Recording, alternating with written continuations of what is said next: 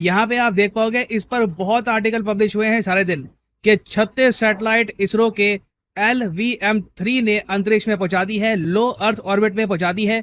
और यहाँ पे आप देख पाओगे इस पूरे प्रोसेस में हमने 1000 करोड़ रुपीस, जो रफली आप कह सकते हैं डॉलर्स में 137 मिलियन डॉलर्स भी कमा लिए हैं। नाउ ये एक बहुत अच्छी अर्निंग है इसरो के लिए, क्योंकि ये अमाउंट हमने कमाया है कुछ ही महीनों में। और यहाँ पे आप देख पाओगे देश के PM ने भी इस तरीके से कांग्रेचुलेट किया है इसरो को, क्योंकि जो हमने अचीव किया है it is something very very special. और इस वीडियो में मैं आपको बताऊंगा कि इसरो का लेटेस्ट लॉन्च इतना इंपॉर्टेंट क्यों है। मगर आगे बढ़ने से पहले आपसे क्वेश्चन पूछूंगा, वर्ल्ड ट्यूबरक्लोसिस डे हम कब ऑब्जर्व करते हैं? ये इंपॉर्टेंट इसलिए है क्योंकि हाल ही में भारत सरकार ने ये टारगेट रखा है कि 2025 तक भारत को टीबी मुक्त कर दिया जाएगा। ये बहुत बड़ी बात है। In 2018, Honorable Prime Minister, we were in Delhi and the Honorable Prime Minister said India will end TB by 2025. And maybe there were some people that rolled their eyes. I tell them to stay with their eyes rolled because India is ending TB by 2025. तो ये एक बहुत बड़ी बात है कि भारत में TB खत्म हो जाएगा। भारत की एक बड़ी आबादी को टीबी था, तो this will be a huge achievement for India. तो बताइए वर्ल्ड टीबी डे हम कब ऑब्जर्व करते हैं? 18 मार्च, 20 मार्च, 22 मार्च या 24 मार्च? कमेंट सेक्शन में सब लोग करो आंसर। सही आंसर ओके। तो अभी इसरो ने जो 36 सैटेलाइट्स लॉन्च करी है ना, ये मत समझ लेना यहाँ पर कि अचानक से इसरो को ऑर्डर आया कि जी 36 सैटेलाइट लॉन्च करो, नहीं। इसकी बात चल रही थी 2022 से।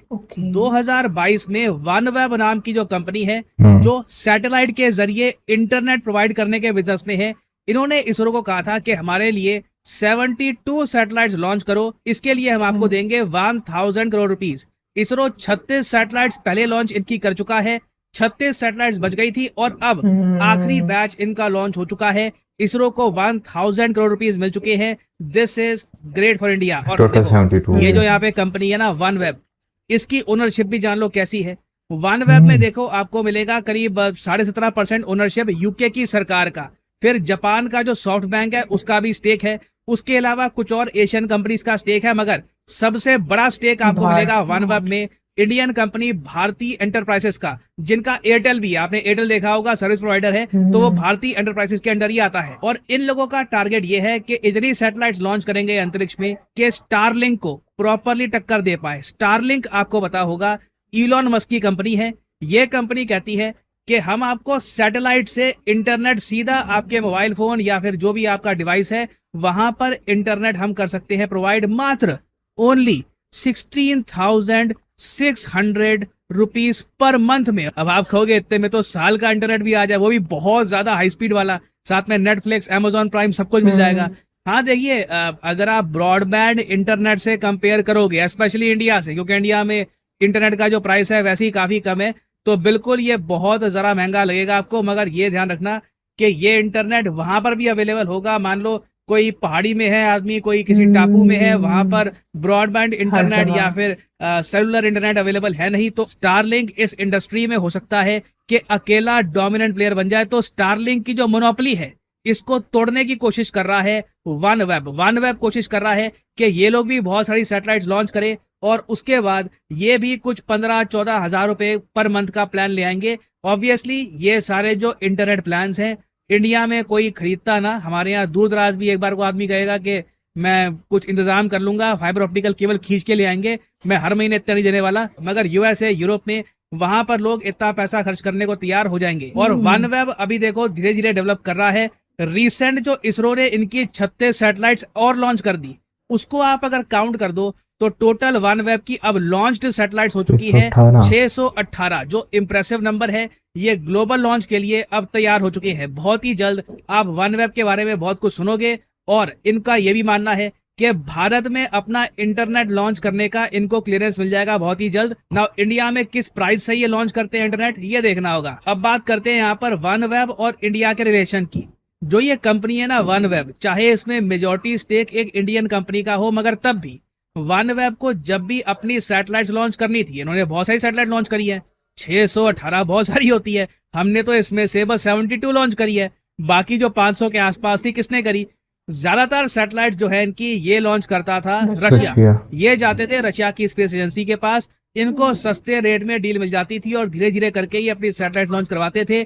मगर फिर स्टार्ट हो गई यूक्रेन वॉर और फिर साउथ कोरिया, जापान, यूके ने बहुत सारे सैंक्शन लगा दिए रशिया पे, और रशिया ने उन सैंक्शन का गुस्सा निकाल दिया वन वेब पर, जो मेरे हिसाब से करना नहीं चाहिए था। रशिया का ये निर्णय गलत था। रशिया ने क्या किया कि वन वेब को बोला कि जी आपको अपनी जो सैटेलाइट लॉन्च करवानी थी ना, उसके जो आपने पैसे दिए थे वो पैसे भी हम रख लेंगे, जो सैटेलाइट्स आपको लॉन्च करवानी थी वो आपको हम वापस भी नहीं करेंगे, वो सैटेलाइट्स भी हमारी हो गई।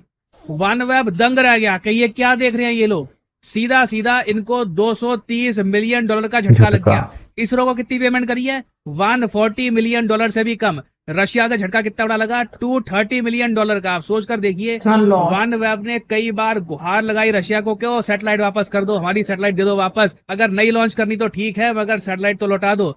रशिया ने एक नहीं सुनी।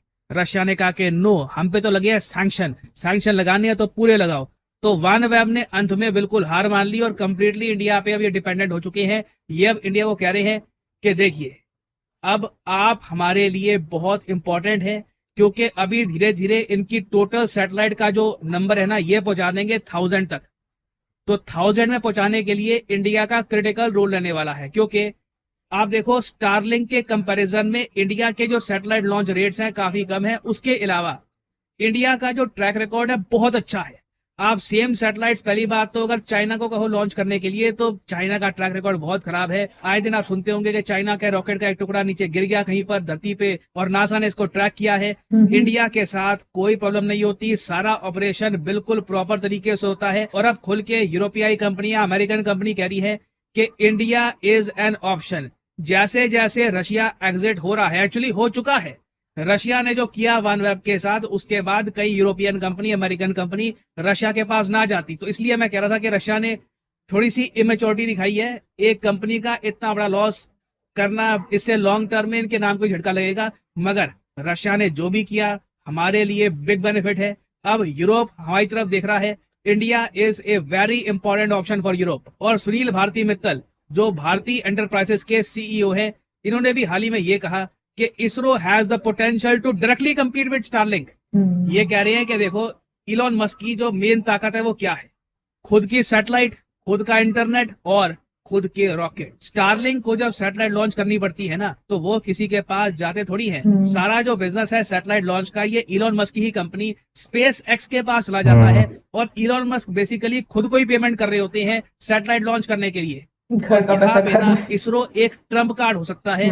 और आप देखोगे इसलिए इसरो को इन द फ्यूचर कोई बड़ी बात नहीं है 300 मिलियन $400 मिलियन के डायरेक्ट मोटे कॉन्ट्रैक्ट मिले, that will be great for ISRO. क्योंकि इस बार आपको बताया होगा बजट में इसरो को जो हम अमाउंट एलोकेट करते थे ये थोड़ा सा कम कर दिया गया है। और इंडिया की रेपुटेशन यहाँ पर बड़ी भी इसलिए है क्योंकि जो सैटेलाइट्स आप देखोगे ना, देखो यहाँ पे आप देख पाओगे ये ऊपर का जो पोर्शन है यहाँ पे होती है सैटेलाइट, नीचे जो आप कह लो ये बूस्टर्स है, ये तो बस रॉकेट को ऊपर पहुंचाने का काम करते हैं।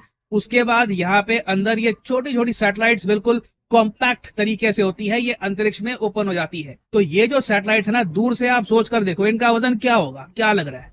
मैं आपको बताता हूँ। पेलोड का कंबाइंड वेट था 5805 kg। That is insane. ISRO काफी बार अतीत में ना इतने वजन को देखकर कहता रहा कि ये हम लॉन्च नहीं कर पाएंगे, फ्रांस की कंपनी है एरियन स्पेस, उनसे लॉन्च करवा लो। मगर अब हम बाहर के देशों की जो सैटेलाइट है, जो भारी भरकम सैटेलाइट्स हैं, 5805 kg कम नहीं होता, ये हम खुद लॉन्च कर पा रहे हैं। This is tremendous. और यहाँ पे देखो हमने यूज भी क्या किया है, LVM-3 जो है लॉन्च व्हीकल मार्क 3। तो इंडिया देखिए अब प्रॉपरली अराइव कर चुका है। रशिया के स्पेस सेक्टर के एग्जिट के बाद आप देखोगे इसरो को बहुत सारे ऑफर्स आएंगे। क्वेश्चन यही है कि इसरो के साथ साथ क्या हम अपने प्राइवेट सेक्टर को टाइम पे खड़ा कर पाएंगे ताकि इस डिमांड को इंडिया प्रॉपरली मीट कर पाए, क्योंकि अवसर हमारे सामने है। नीड है कि जल्दी से हम एक्ट करें। और इंडिया में आपको बता दूं मिलियंस क्या बिलियंस कमा सकता है सैटेलाइट